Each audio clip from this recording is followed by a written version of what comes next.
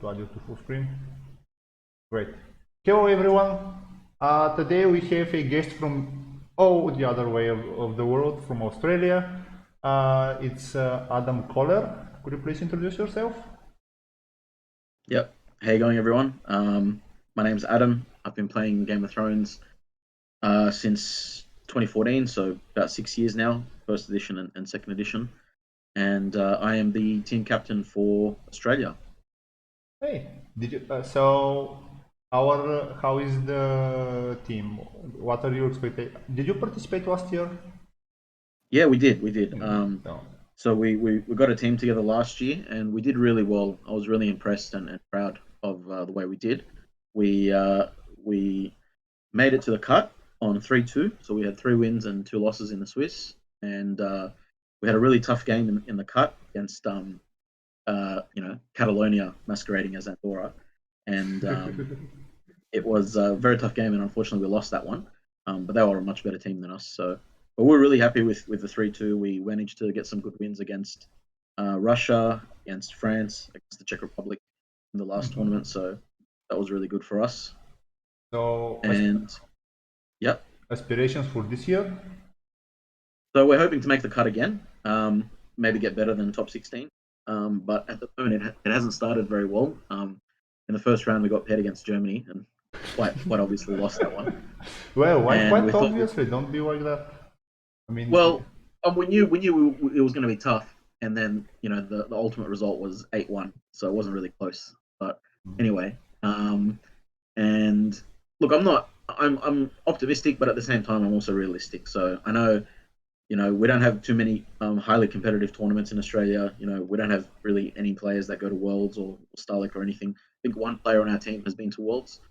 So, the competitive level is still good, but definitely not to the degree of some of these European countries. So, I mean, I'm just realistic. But, I think we did a really good job last tournament, and I wanted to kind of build on that for this tournament.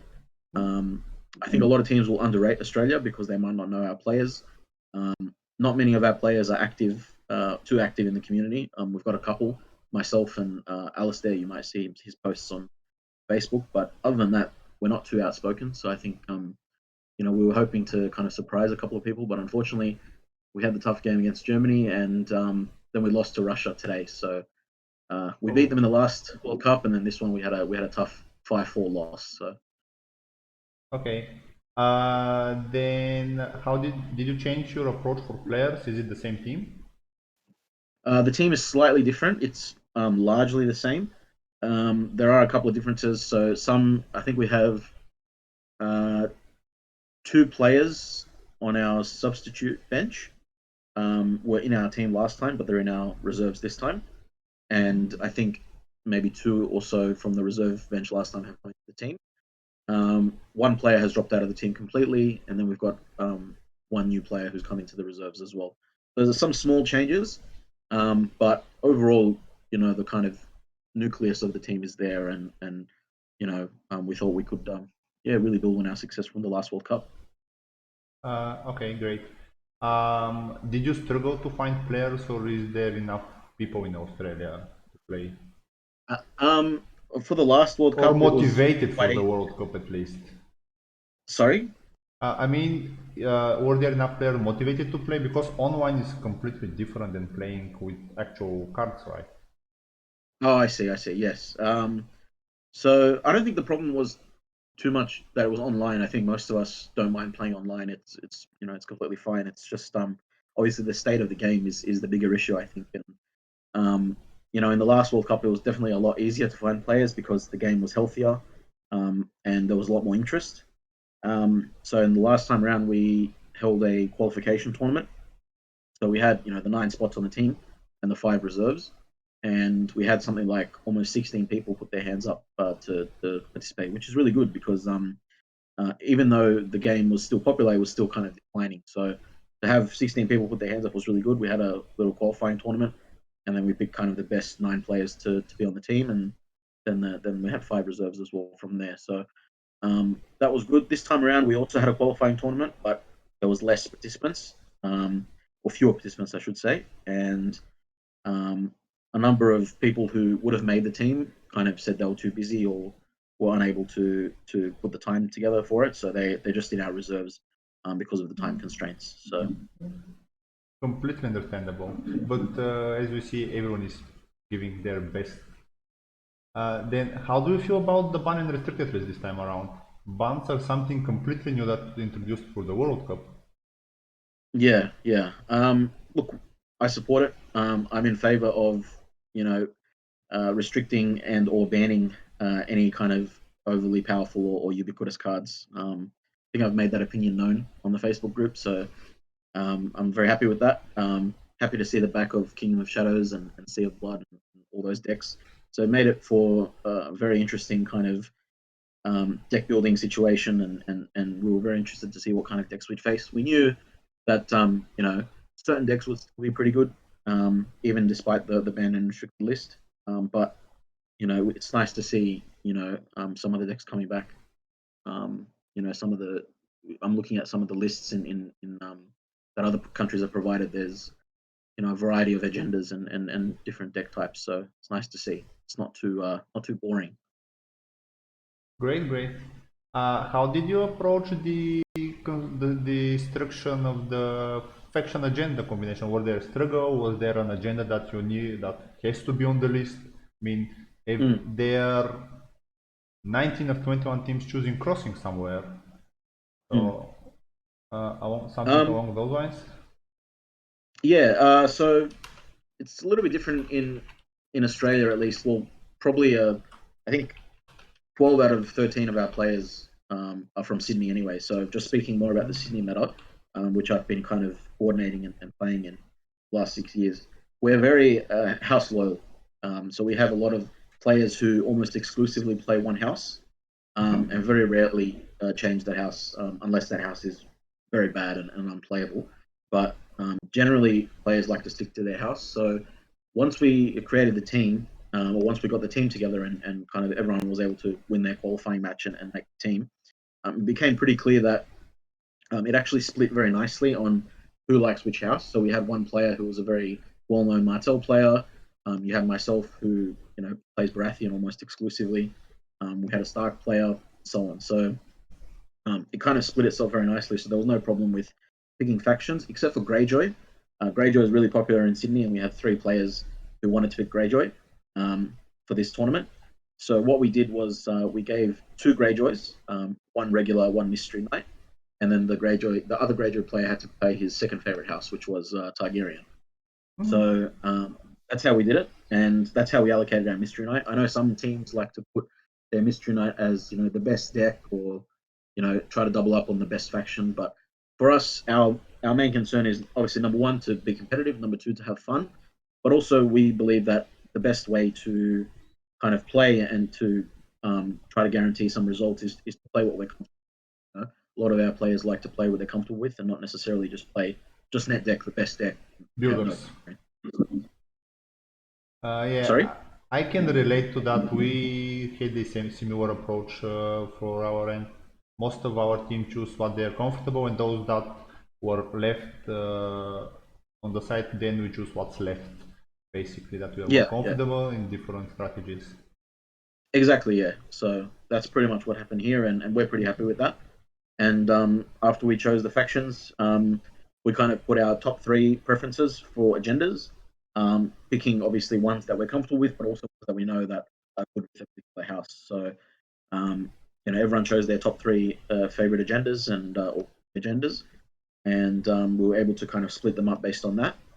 And Cohor went to Baratheon, and you know, Green Sight went to Greyjoy, and Crossing went to Greyjoy, and so on. So it was relatively easy to split up the agendas like that, knowing kind of which agenda is good with which house, and also where the kind of where everyone feels comfortable with. Yeah. And you already touched on the Mystery Knight. Something to add there? Mm. Yeah, so like I said, I know some countries do it differently, but we were pretty happy just to have a second Greyjoy faction in because we have so many good Greyjoy players in Sydney and players who are really comfortable with Greyjoy. They've been playing Greyjoy for 5-6 years now, so we really wanted to kind of maximize that. So we have our Mystery Knight as Greyjoy for that reason. Okay, so then any particular arrangement when you sign up for the faction, for the matchups? Were you trying to figure out what people will do, or just roll the Oh, the dice? numbers? Yes. Oh no, it was just pretty much pick a number. So I'm sure people went with their favorite number, or there was no real method to that. Because you can't really plan for that. I mean, people will just pick whatever number. You know, there's no real method to the madness there. I haven't checked if there is, actually, maybe I should. Haven't checked if someone did it just diagonally. But without much, we don't care about mirror matchups, we beat all those. Yeah, we haven't had a problem with that too much, except actually in today's hearing with Russia, there was I think 3 or 4 mirror matches, so that was really extraordinary. We haven't seen that before, but generally in the past there hasn't been an issue with that kind of thing. Okay, so time to go to a quick through the decks overview to see what you have chosen for yourselves. And Sure. first is your deck, Kuhor, Barakopor. Yeah. Yeah. So, like I said, we just kind of focus on what people are comfortable with, and I myself have been playing Arakoho pretty much since Hano invented the deck.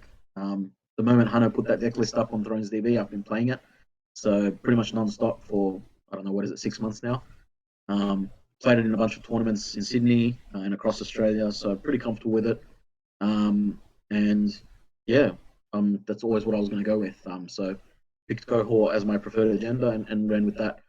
I guess if I had more time to prepare or an inclination to change it up, I might have gone for Conclave because I think Barrow Conclave has some legs, but I just went with the tried and tested and what I think is good with Cohort. Then why Silis over King in the North then? That's my question. Why Solis over?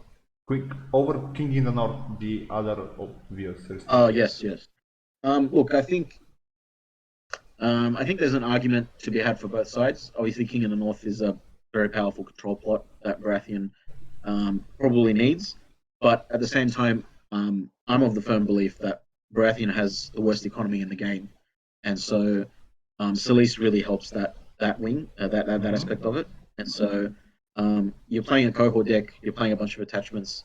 I think it's absolutely necessary to have a character like Solis, which reduces the cost of many of those key attachments, including Azor Ahai Reborn, which is the key card of the deck. Yeah. So I was never really going to go with the King plot. I think Solis was a no-brainer, and the deck loses some legs with the lack of Great Hall and the lack of King plot, but I think the crux of the deck is still there with Solis, and without Solis, I think it's ultimately a different deck, a very different deck. You would construct it in a different way. Whereas now with Solis, you can just kind of sub King plot out for something else, and that's pretty much what I've done. Okay, next we have your Greyjoy War to the Crossing, the actual Greyjoy deck. Yes. So nothing really to see here. It's a pretty straightforward Greyjoy crossing.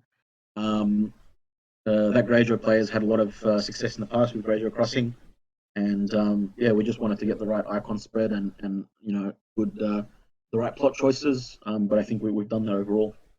I mean, I see Outwit here. That's something that's not that popular in the crossing, at least in the crossing list, because that's a very slow pot.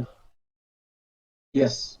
So well, look, we know Greyjoy's going to run in crossing anyway, or really any Greyjoy deck. You run Kerwin, you run Muramur for his ability and his icons, and then you probably run Wendemir as well for his stealth. So if those guys are getting run, then you can slap in Outwit and maybe increase the number of copies of those maces in your decks. And you know, in some situations, Outwit can be crucial. It can be game winning. So I think it was worth it. Obviously, the other plots, you've got your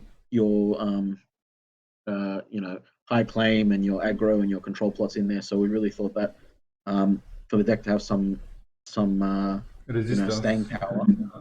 Sorry, yeah, Resistance, yes. some resilience. Outwit would be really good, and especially now you can see the opponent's deck lists. You can straight away kind of see which plots Outwit would be good for, and you can obviously make an educated Yeah. guess into when they'll be playing those plots. Yep, that is definitely true. So next, one in banner of the stack. We saw this deck on stream, by the way, once already. Very interesting build. Sorry, which one was that one? One is stuck. Your one is the deck. I'm just trying to find it. The Lannister deck? Yes. Oh, yes, yes. Sorry, I'm just pulling it up myself because just wanted to see what you're talking about. Yes, so we went through a couple of different Lannister decks. That player likes to play Lannister, likes a lot of the Lannister tricks. I think last time around he played King of the Shadows, which was obviously the Obviously. Lannister deck to play. This time around he was toying with White Book, with some shadows kind of tech in there as well. But ultimately he went for Banner of the Stag because really we think that kind of the best card in Lannister at the moment is Red Keep. You want to kind of, I guess, build not so much build your deck around that, but kind of have that as the centerpiece. And we thought that if we were going with White Book or Reigns of Castamere or anything like that, we were kind of taking away from that. So we kind of just made a Lannister good stuff deck, packed all the best kind of Lannister cards in it, included Baratheon for the Shadow Priestess Neil, for the Scene in Flames, for the hand control with Queensman and Red Priest, and that's going to kind of that's going to kind of accentuate the cancels and the kind of dominant board state control that Lannister can have as well. It was a very refreshing to see the deck actually, and yeah. But, and he's a good player, and we knew that if he plays a deck that he's comfortable with, then he'll be successful. And he's our only player that's gone 2 wins from 2 wins so far. So clearly the deck is working. Clearly the deck is working. Wars to come, Martel, obvious agenda. Martel, yes. So this is another player that's been playing Martel pretty much non-stop since he started the game. And just like me with Cohor, he's been playing Wars to Come for quite a long time, and he's really proficient with it. He knows it in and out. He's been playing all sorts of variants with it, so he knows the deck very well. And it was pretty much a no-brainer to run Martel with Wars to Come, considering his experience. And in terms of selections, I mean, I'm not sure anything sticks out of the ordinary. It's pretty straightforward. I was just looking at that, but it's pretty much the board standard center line. There is no mining in the. There is no what? No mining at the city walls, for example. That's something. There is always one space for it. Yeah. Yeah. Okay. So next is this should be a mystery knight.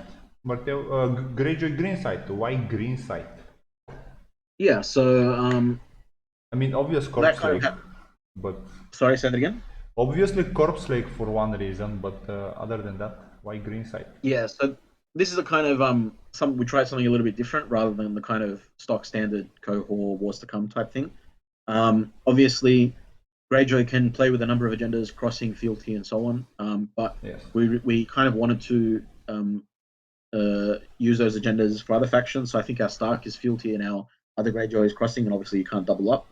So when we were looking at some potential for this deck, for the second Greyjoy deck, Winter was discussed as a possibility, and we did test that for a while. And this player has actually played Winter in the past. Excuse me, Kings of Winter.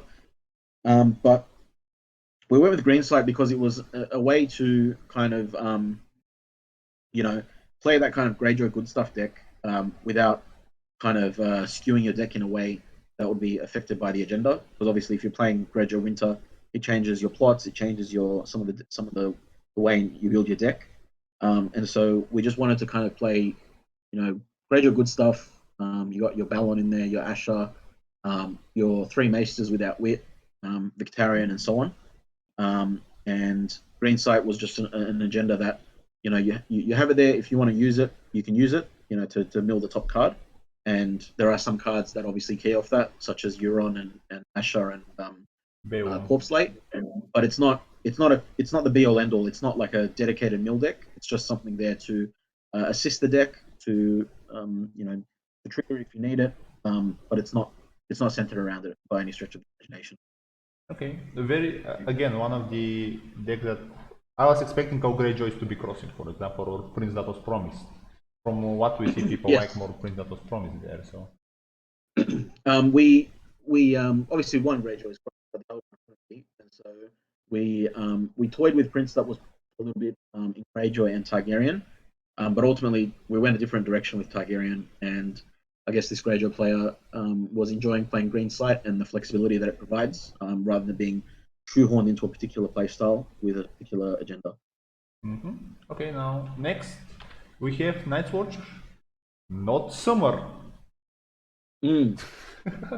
Yeah, so this particular player is our reigning national champion. He had a lot of great success with Night's Watch Kraken, and he's probably one of the better kind of attrition players that we have in Sydney, and that was a really disgusting deck to play against. But unfortunately, with this ban and restricted list and some of the changes in the meta and things like that, we thought that it wasn't going to be as strong in this tournament. And we were kind of looking at Summer, obviously, with builders, but also Valyrian Steel, which is really quite popular and still quite good despite the ban and restricted list. And I think ultimately we probably went for Valyrian Steel, I guess, was a bit more fun and interactive. And he's had a bit of experience with Valyrian Steel before, playing it in other factions as well. Whereas I guess with builders, if you're not really familiar with it, despite how good it is, you got to have that experience. I get bored at second turn with builders. Cannot play that deck. Although I'm a Night's Watch royalist, as you know, that deck is not my jam at all. No, look, yeah, it's obviously a very good deck and all that, but yeah, look, I think he was looking for something a little bit more fun and interactive, and while still being powerful. And we thought that Valyrian Steel, even though it obviously took a hit with the restricted list, we thought it was still quite good, especially since the Targaryen player moved away from Valyrian Steel. That freed it up for the Night's Watch player to pick up Valyrian Steel. Okay, great. Next we have Stark Fealty. Yeah, so no mirror. No. Yeah, so this is very similar to the deck we ran in the last tournament, and this Stark player was one of our most successful players, and he probably had the most wins or the second most wins overall on our team. So he's a really proficient Stark player. Pretty much only plays Stark, and so we trusted his judgment. He knows what he's doing. So when he came up with this deck, and he had a lot of experience with it, put a lot of test games into it, and yeah, we were happy with it, and yeah, I mean, there's not really, other than Mira, there's not really much to talk about. I think Stark Fealty kind of builds itself these days, but yeah. Definitely. I do agree with that. Were any other considerations for the Stark? Crossing, Knights of the Whole Hill? We know obviously Stark Crossing can be quite fast, but I think this player just prefers the kind of Stark Fealty good stuff, and our Greyjoy player had a lot more kind of recent experience with crossing, and was felt more comfortable with it. So how good the deck is obviously is a consideration, but like I said, the number one consideration is how comfortable the player is and his experience. I'd rather have players playing what they're comfortable with than just net decking the best decks and having no experience with it. Fair. Next, Targaryen Banner of the Kraken. Now that is a surprise. Yeah, so that's probably the deck that we had the most, I guess, discussion about. This player, he's got a lot of experience with Dothraki, so Targaryen aggro with Sea of Blood and things like that. And obviously, that kind of deck is not really feasible in this format. Thank God. And yeah, thank God. He's a Greyjoy player first and foremost, so he probably has the most experience with Greyjoy, but he does have that kind of Sea of Blood Dothraki experience as well. And so when we kind of filled out our two Greyjoy spots, he put his hand up for Targaryen. But it was going to be a challenge because the deck that he's most comfortable with is no longer feasible. So we ran through a couple of ideas, and we ran through Targaryen, Valyrian Steel, Prince that was promised, a couple of other ones, even Banner of the Lion was suggested just for the kind of red keep and the good stuff there. But ultimately, we kind of did something a little bit more, I guess, unorthodox, and we went kind of with the Kraken for just for those Greyjoy cards that we thought were quite good, that would help this deck out, some of the things that this deck doesn't do well or that's missing out on, and obviously with the kind of comfort and experience that player had with Greyjoy cards. So, for example, location control, you've got Sea Bitch and you've got Nesta Murmur for that one. Helia for attachment control. Yeah, that is the third deck that I see Helia in your lineup. Sorry, say that again? This is the third deck that Helia is present. It's in the other two Yes. Greyjoy decks as well. Yeah, so obviously we knew Cohor and Valyrian Steel would be popular, so there's no reason, we felt there was no reason not to run Helia, especially in this kind of Banner of the Kraken where you don't have access to Win Not So. So we thought that, yeah, Helia was a good shout. It's just a nice body, 2 for 2 power, and with a handy ability. And you've got Kerwin for the saves. Theon Greyjoy, just a good character all around. Fishing Net could help push those challenges through. So it's more of an experimental deck, but we were kind of confident that it could do the job of what this player wanted to do and how this player plays. Okay. Yep. And last but not least, like every time, Tyrell, yes. So this player, I think we so watched arguably this this deck on player. stream as well. Sorry, say that again. I think we showcased this deck as well, or another version of this deck. But I think it was this one. I Look see. at the list. Yeah. I've gone through many decks. Yeah. Yeah, so for Tyrell, this player in particular, he's more of a Baratheon loyalist. He loves to play Baratheon, but obviously there can only be one Baratheon player, and as the team captain, I had to use my executive authority to make sure I got Baratheon. But no, look, he's also quite proficient with Tyrell, and we don't really have any sort of Tyrell loyalists in Sydney. Like Tyrell's not really played that much, so this was his kind of second favorite faction or second best faction. So he went with that graciously. And when we were looking at agenda ideas, we were kind of tossing up between Conclave, Reigns of Castamere came up in the discussion. Obviously, you can play Lord of the Crossing with a Night's Rush and things like that. But look, we ultimately went with the kind of reliable and consistent Tyrell good stuff, augmented here by your Lannister good stuff. You got 3 Treacheries, the Red Keep, the Alchemist Guildhall, and so on. And his deck is a little bit different because this is one that he's playing for a little while. It's not some of the kind of inclusions we had a lot of discussion over because I didn't agree with some and other people didn't agree with others, and we had a lot of debate around this deck. But in the end, this player he kind of centered his deck around Joffrey Baratheon.